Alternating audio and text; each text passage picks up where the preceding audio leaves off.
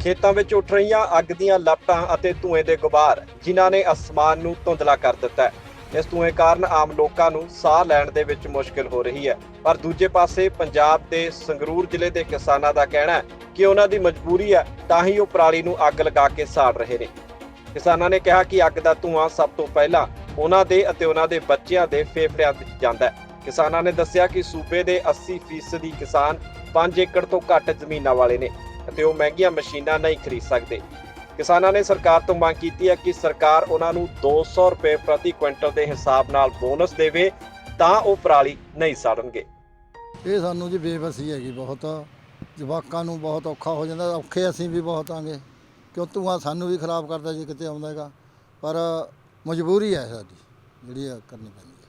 ਫਿਰ ਇਹਦਾ ਹੱਲ ਕੀ ਹੈ? ਹੱਲ ਤਾਂ ਜੀ ਇਹਦਾ ਜਿਵੇਂ ਅਸੀਂ ਕਿਹਾ ਸੀਗਾ ਗੌਰਮੈਂਟ ਨੂੰ, ਜਥੇਬੰਦੀ ਵੱਲੋਂ ਵੀ ਕਿਸਾਨਾਂ ਵੱਲੋਂ ਵੀ ਮੰਗ ਗਈ ਸੀ ਉਹਨਾਂ ਲਵੇ ਕਿ ਸਾਨੂੰ ਰੇਟ ਦੇਣ, ਥੋੜ੍ਹਾ ਬਹੁਤਾ ਜਿਹਾ ਜਿਹਾ ਬਣਦਾ ਹੈਗਾ ਬਾਉਂਸ ਦੇਣ ਕੋਈ, ਤਾਂ ਉਹਦੇ ਨਾਲ ਸਾਡਾ ਹੱਲ ਹੋ ਜੇ। ਅਸੀਂ ਇਹਨੂੰ ਗਾਹਾਂ ਜਿਵੇਂ ਕੋਈ ਇਕੱਠਾ ਕਰਕੇ ਲਿਜਾਂਦਾ ਹੈ ਜਾਂ ਆਪਦੇ ਬਾਹਣ 'ਚ ਬਿੱਘਾ ਥਾਂ ਤੋਂ ਬਿੱਘੇ ਰੱਖੂਗਾ ਅਗਲਾ, ਉੱਥੇ ਇਕੱਠੀ ਕਰ ਸਕਦਾ। ਫਿਰ ਤਾਂ ਜੁਰਮਾਨੇ ਵੀ ਵਧਾ ਦਿੱਤੇ ਕਾਫੀ।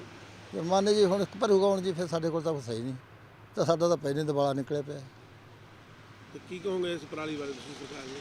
ਸਰਕਾਰ ਨੂੰ ਤਾਂ ਇਹੀ ਕਹਿੰਦੇ ਕਿ ਸਾਡੇ ਕੋਲ ਕੋਈ ਹੱਲ ਤਾਂ ਹੈ ਨਹੀਂ ਜੀ, ਇਹਦਾ ਹੱਲ ਤਾਂ ਗਵਰਨਮੈਂਟ ਹੀ ਕਰ ਸਕਦੀ ਹੈ। ਇਹਦਾ ਕੋਈ ਇਹਨੂੰ ਕੁਛ ਕਰੇ ਜੀ, ਝਾਕ ਕੇ ਲਿਜਾਵੇ ਚਾਹੇ ਕੁਛ ਕਰੇ ਜੀ, ਜਾਂ ਵਿੱਚ ਖਤਮ ਕਰੇ, ਜਾਂ ਵਿੱਚ ਉਹੀ ਗੱਲ ਹੈ ਵਿੱਚ ਖਤਮ ਕਰ ਦੇ ਚਾਹੇ ਚੱਕ ਕੇ ਲੈ ਜੇ। ਜ਼ਿਮੀਂਦਾਰ ਤਾਂ ਦਾਣੇ ਮਸਾਂ ਪਾਉਂਦਾ ਜੀ, ਦੇਖੋ ਉਹ ਵੀ ਤੁਸੀਂ ਲਾ ਲਓ, ਵਾਹਣ ਤੋਂ ਵੀ ਹਟ ਕੇ ਲੋਕ ਛਿੱਟਾ ਲਾਉਣ ਲੱਗ ਗਏ ਕਿਉਂ ਮਜਬੂਰੀ ਆ, ਤੇਲ ਮਹਿੰਗਾ ਹੋ ਗਿਆ, ਸਾਰਾ ਕੁਛ ਇਹ ਹੋ ਗਿਆ। ਸਰਕਾਰ ਤੇ ਕਹਿ ਰਹੇ ਵੀ ਸਰਕਾਰ ਕਰੇ, ਸਰਕਾਰ ਦੇਵੇ ਜੀ ਸਾਨੂੰ, ਜਿਵੇਂ ਮੰਗਿਆ ਸੀ ਸਾਨੂੰ 200 ਰੁਪਈਆ ਬਾਉਂਸ ਦਾ ਮੰਗਿਆ ਸੀ ਕਿ ਉਹ ਆਪ ਹੀ ਚੱਕ ਕੇ ਲੈ ਜਾਂਦੇ, ਉਹੀ 200 ਅਸੀਂ ਉੱਧਰ ਦੇ ਜਾ ਕਰਦੇ। ਚਲੋ ਸਾਡਾ ਦੇਖੋ ਜੀ, ਜੁਰਮਾਨੇ ਇਹ ਆਪਦੇ ਕਾਗਜ਼ਾਂ 'ਚ ਕਰੀ ਜਾਵੇ। ਜੇ ਜ਼ਮੀਨੀ ਪੱਧਰ ਤੇ ਜੁਰਮਾਨੇ ਕਹਿਣਗੇ ਵੀ ਭਰੋ, ਪਰ ਅਸੀਂ ਨਹੀਂ ਭਰਾਂਗੇ ਕਿਉਂਕਿ ਇਹਨਾਂ ਨੇ 4 ਕਰੋੜ ਦਾ ਆਪਣਾ 1 ਕਰੋੜ ਦਾ ਰੱਖਿਆ ਮੇਰਾ ਖਿਆਲ ਆ ਜੁਰਮਾਨਾ, 4 ਸਾਲ ਦੀ 5 ਸਾਲ ਦੀ ਕੈਦ ਰੱਖੀ ਆ। ਕਰੋੜ ਰੁਪਏ ਤਾਂ ਮਤਲਬ ਜ਼ਮੀਨ ਹੀ ਹੈ ਨਹੀਂ ਜ਼ਿਮੀਂਦਾਰ ਕੋਲ। ਅੱਜ ਤੁਸੀਂ ਦੇਖ ਲਓ 80% ਕਿਸਾਨ ਆ ਜਿਹੜਾ ਉਹ 5 ਏਕੜ ਤੋਂ ਘੱਟ ਜ਼ਮੀਨ ਵਾਲਾ ਕਿਸਾਨ ਹੈਗਾ, ਥੋੜੀ ਪੈਲੀ ਰਹਿ ਗਈ ਮਤਲਬ ਕਿਸਾਨਾਂ ਕੋਲ। ਨਹੀਂ ਫਿਰ ਸਰਕਾਰ ਕਹਿੰਦੀ ਤੁਸੀਂ ਹੋਰ ਮਸ਼ੀਨਾਂ ਰਾਹੀਂ ਇਹਨੂੰ ਇਕੱਠੀਆਂ ਕਰੋ, ਹੋਰ ਕਰੋ, ਇੰਤਜ਼ਾਮ ਕਰੋ। ਇਕੱਠਾ ਕਰਨਾ ਮਤਲਬ ਜਿਹੜਾ ਕਿਸਾਨ ਹੈਗਾ ਉਹਦੇ ਵਿੱਚ ਬਸ ਦੀ ਗੱਲ ਨਹੀਂ ਹੈਗੀ। ਬੜੀ ਦੂਰ ਤੱਕ ਇਹ ਖਿਲਰਿਆ ਪਿਆ ਹੁੰਦਾ ਸਮਾਨ ਇਹ ਪਰਾਲੀ ਦਾ। ਇਹ ਕਿਸਾਨ ਦੇ ਮੁਸ਼ਕਿਲ ਆ ਇਹ ਇਕੱਠੀ ਕਰਨੀ। ਹਾਂ ਜਿਹੜੀ ਗੱਲ ਇਹ ਆ ਨਾ, ਸੁਪਰ ਸੀਡਰ ਆ ਜਿਹੜੀ ਉਹ ਵਿੱਚ ਦਬਦੀ ਆ, ਕਿਸਾਨਾਂ ਨੇ ਉਹ ਵੀ ਅਜਮਾ ਕੇ ਦੇਖੀ ਆ। ਸੁਪਰ ਸੀਡਰ ਦਾ ਮਤਲਬ ਵੀ ਪਰਾਲੀ ਥੱਲੇ ਦਬ ਜਾਂਦੀ ਆ ਅਤੇ ਉਹਦੇ ਵਿੱਚ ਕਣਕ ਉੱਗਦੀ ਆ, ਪਰ ਉਹਦੇ ਵਿੱਚ ਜਿਹੜੀ ਸੁੰਡੀ ਪੈਦਾ ਹੋਣ ਲੱਗ ਗਈ, ਉਹ ਸੁੰਡੀ ਇਸ ਤਰ੍ਹਾਂ ਦੀ ਆ ਕਿ ਦਵਾਈ ਵੀ ਉਹ 'ਤੇ ਕੋਈ ਕੰਮ ਨਹੀਂ ਕਰਦੀ। ਇਹਦਾ ਮਸਲਾ ਇਹ ਆ, ਕਿਸਾਨਾਂ ਨੇ 200 ਰੁਪਏ ਬੋਨਸ ਮੰਗਿਆ ਸੀਗਾ ਪਰ ਕੁਆਂਟਲ ਦੇ ਉੱਪਰ, ਸਰਕਾਰ ਉਹ ਤੋਂ ਮੂੰਹ ਫੇਰ ਗਈ। ਪਰ ਇਹ ਹੋਰ ਕੋਈ ਦੂਸਰਾ ਕਿਸਾਨ ਦੇ ਕੋਲੇ ਕੋਈ ਚਾਰਾ ਨਹੀਂ ਹੈਗਾ ਅੱਗ ਲਾਉਣ ਤੋਂ ਸਿਵਾਏ, ਕਿਉਂਕਿ ਦੇਖੋ ਕਹਿੰਦੇ ਵੀ ਇਹ ਸਾਡੇ ਫੇਫੜਿਆਂ ਨੂੰ ਬਿਮਾਰ ਕਰਦਾ, ਕੈਂਸਰ ਕਰਦਾ, ਇਹ ਟਾਈਫਾਈਡ ਕਰਦਾ। ਕਿਸਾਨ ਦੇ ਬੱਚੇ ਦੇ ਵੀ ਅੰਦਰ ਜਾ ਰਿਹਾ ਇਹ ਧੂੰਆਂ ਜਿਹੜਾ। ਇਹ ਇਕੱਲਾ ਇਹ ਨਹੀਂ ਹੈਗਾ ਵੀ ਸ਼ਹਿਰ 'ਚ ਬੈਠੇ ਨੇ ਜਿਹੜੇ ਦਿੱਲੀ ਬੰਬੇ ਬੈਠੇ ਨੇ ਉਹਨਾਂ ਦੇ ਫੇਫੜਿਆਂ 'ਚ ਜਾਂਦਾ, ਕਿਸਾਨ ਦੇ ਬੱਚਿਆਂ ਦੇ ਵੀ ਅੰਦਰ ਸਾਹ ਰਾਹੀਂ ਜਾਂਦਾ, ਕਿਸਾਨ ਦੇ ਵੀ ਸਾਹ ਰਾਹੀਂ ਜਾਂਦਾ। ਪਰ ਇਹਦਾ ਹੱਲ ਕੱਢੇ ਨਾ ਸਰਕਾਰ, ਇਹਦਾ ਹੱਲ ਕੱਢੇ। ਮਤਲਬ ਤੁਹਾਡੇ ਕੋਲ ਇਹਦਾ ਕੋਈ ਹੱਲ ਨਹੀਂ? ਸਾਡੇ ਕੋਲੇ ਤਾਂ ਜੀ ਇਹਦਾ ਹੱਲ ਸਿਰਫ ਇੱਕ ਸੀਖ ਆ ਗਈ। ਅਸੀਂ ਤਾਂ ਇੱਕ ਸੀਖ ਲਾਉਣੀ ਆ ਡੱਬੀ ਦੀ, ਉਹਦੇ ਨਾਲ ਸਾਡਾ ਤਾਂ ਇਹ ਹੱਲ ਹੈਗਾ। ਸਾਨੂੰ ਸਜ਼ਾ ਕਰੋ, ਸਾਡੇ 'ਤੇ ਪਰਚੇ ਪਾਓ, ਕੁਛ ਕਰੋ, ਅਸੀਂ ਤਾਂ ਜੀ ਅੱਗ ਲਾਵਾਂਗੇ। ਪ੍ਰਦੂਸ਼ਣ ਕੰਟਰੋਲ ਬੋਰਡ ਵੱਲੋਂ ਕਿਸਾਨਾਂ ਤੇ ਲੱਖਾਂ ਰੁਪਏ ਦੇ ਜੁਰਮਾਨੇ ਕੀਤੇ ਗਏ ਨੇ। ਸੰਗਰੂਰ ਵਿਖੇ ਸੈਟਲਾਈਟ ਦੇ ਜ਼ਰੀਏ 8120 ਮਾਮਲੇ ਪਰਾਲੀ ਨੂੰ ਅੱਗ ਲਗਾ ਕੇ ਸਾੜਨ ਦੇ ਸਾਹਮਣੇ ਆਏ ਨੇ, ਜਦਕਿ 1296 ਕਿਸਾਨਾਂ ਦੇ ਖਿਲਾਫ ਕਾਰਵਾਈ ਕੀਤੀ ਗਈ ਹੈ। ਇਸ ਦੇ ਨਾਲ ਹੀ 2 किसानों ते मामले भी दर्ज किए गए हैं। एक्चुअली हमारे पास जो है बहुत हमारा अच्छा सिस्टम बना हुआ है। हमारे पास PRSC लुधियाना का सेंटर है जो वो हमें कैप्चर करता है फायर इंसिडेंट्स को, और वो हमें एवरी डे रोज़ाना हमारे पास शाम को रिपोर्ट आ जाती है, और उसके हिसाब से हम जो रिपोर्ट है वो फायर इंसिडेंट्स हैं वो हम भेज देते हैं सभी ज़िले के ऑफिसर्स को। और आज तक जैसे आपने पूछा गया है 8120 टोटल इंसिडेंट हुए हैं संगरूर डिस्ट्रिक्ट में, और इसमें से हम 1296 के ऊपर जो कार्रवाई कर चुके हैं।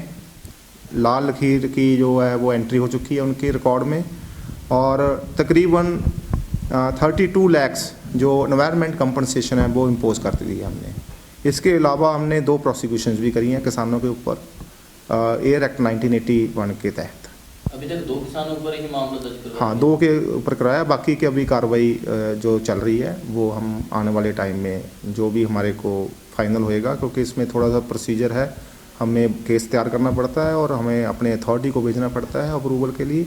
जैसे ही वो हो जाता है वो आने वाले टाइम में आगे भी करी जाएंगी। सर, जैसे आप बता रहे हो कि अभी तक सिर्फ 2 लोगों के खिलाफ ही मामला दर्ज करवाया गया, क्या इसमें को मामले कम नहीं लग रहे कि दर्ज करवाने? नहीं, इसमें आप देखो 1296 के अगेंस्ट हमने ऑलरेडी लाल लकीर है, जो हमारे फील्ड स्टाफ है, रेवेन्यू ऑफिसर्स हैं, उन्होंने लाल लकीर की एंट्री कर दी है। देखो पनिटिव एक्शन तो एक ही होता है ना, या जुर्माना होता है या लाल लकीर में एंट्री होती है या प्रोसिक्यूशन होता है। कार्रवाई चल रही है, डिफरेंट तरह की कार्रवाई है।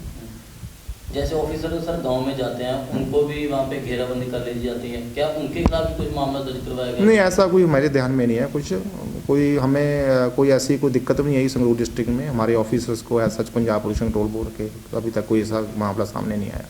सर, अक्सर देखने को मिलता है कि कार जुर्माना तो हो जाता है लेकिन उसकी रिकवरी नहीं हो पाती, तो इसकी रिकवरी के लिए कैसे आप क्या उनको नोटिस भेजते हैं या कैसे करते हैं रिकवरी? देखो कंटिन्यूस प्रोसेस है रिकवरी। अगर हमारे पिछले रिकॉर्ड को देखो, लोग पैसा जमा करवा रहे हैं, ठीक है, सभी लोगों ने नहीं करवाया, कंटिन्यूस है, अभी धीरे धीरे हो रहा है, लोगों को अवेयरनेस हो रही है, पैसा जमा करवा रहे हैं वो, कई लोग साथ के साथ करवा देते हैं, तो ये कंटिन्यूस प्रोसेस है। सर, कई किसानों को ये नहीं पता कि जैसे जो रेड लाइन हो उनकी ज़मीन आ जाती है, उनको क्या लॉस होता है? ये देखो, ये रेवेन्यू रिकॉर्ड का मामला है, ये पंजाब पोल्यूशन कंट्रोल बोर्ड तो पोल्यूशन के रिलेटेड ही कमेंट कर सकता है। वो आप रेवेन्यू डिपार्टमेंट से पूछ सकते हो कि लाल लकीर की एंट्री होगी तो उनका क्या नुकसान होगा किसी भी ज़मींदार का। ਭਾਵੇਂ ਕਿ ਕੇਂਦਰ ਸਰਕਾਰ ਅੱਗ ਲਗਾਉਣ ਦੇ ਲਈ ਕਿਸਾਨਾਂ ਨੂੰ ਹੀ ਜ਼ਿੰਮੇਵਾਰ ਦੱਸ ਰਹੀ ਹੈ, ਪਰ ਕਿਸਾਨਾਂ ਦੀ ਮੰਨੀਏ ਤਾਂ ਉਹ ਆਪਣੀ ਥਾਂ ਤੇ ਸਹੀ ਨੇ। ਜਦੋਂ ਸਰਕਾਰਾਂ ਹੀ ਆਪਣੇ ਵਾਅਦੇ ਪੂਰੇ ਨਹੀਂ ਕਰਦੀਆਂ ਤਾਂ ਕਿਸਾਨ ਪਰਾਲੀ ਨੂੰ ਕਿੱਥੇ ਲੈ ਕੇ ਜਾਣਗੇ। ਸੋ ਜ਼ਰੂਰਤ ਹੈ ਸਰਕਾਰ ਨੂੰ ਇਸ ਸਮੱਸਿਆ ਦਾ ਪੱਕਾ ਹੱਲ ਕੱਢਣ ਦੀ। ਸੰਗਰੂਰ ਤੋਂ ਅਨਿਲ ਜੈਨ ਦੀ ਰਿਪੋਰਟ।